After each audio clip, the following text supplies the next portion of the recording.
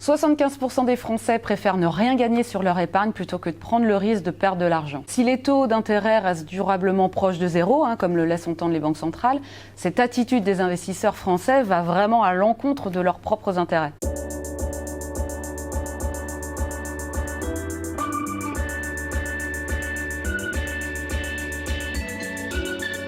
Bonjour, Éléonore Bunel, responsable de la gestion obligataire chez Lazard Frères Gestion.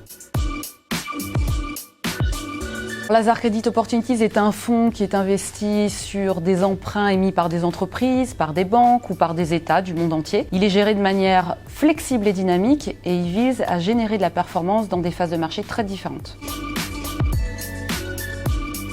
Un fonds représente en fait une réserve d'argent mis en commun par différents investisseurs. Chaque investisseur détient des parts ou actions de ce placement collectif et en confie la gestion à un expert financier. Son objectif, c'est de faire fructifier ce capital en investissant dans un portefeuille diversifié, en actions ou en obligations, et en utilisant des stratégies différentes selon l'évolution de l'économie et des marchés boursiers. Il existe plusieurs sortes de fonds en fonction du risque que nous souhaitons prendre et selon la durée de placement. Ce qui rend le fonds unique, Lazard Credit Opportunities, c'est son champ d'intervention qui est très large, ce qui lui permet d'offrir une grande souplesse. Il peut aussi bien investir sur des obligations issues par des entreprises, par des banques ou par des États du monde entier. Une performance proche de 12% depuis le début de l'année, alors que les marchés obligataires, quelle que soit la région ou le type de support ou la zone géographique, ont eu une performance oscillante entre 1,5 et 7,3%.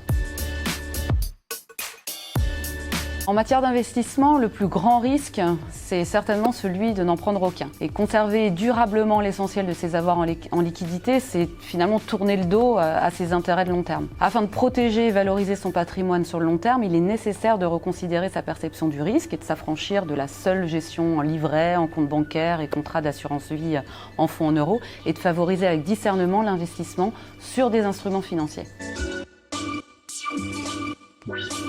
Oui, par exemple, créer des formations sur les notions simples de l'économie et de la finance, accessibles à tous dès le plus jeune âge. Ça permettrait de sensibiliser chaque personne le plus tôt possible à ce type d'épargne.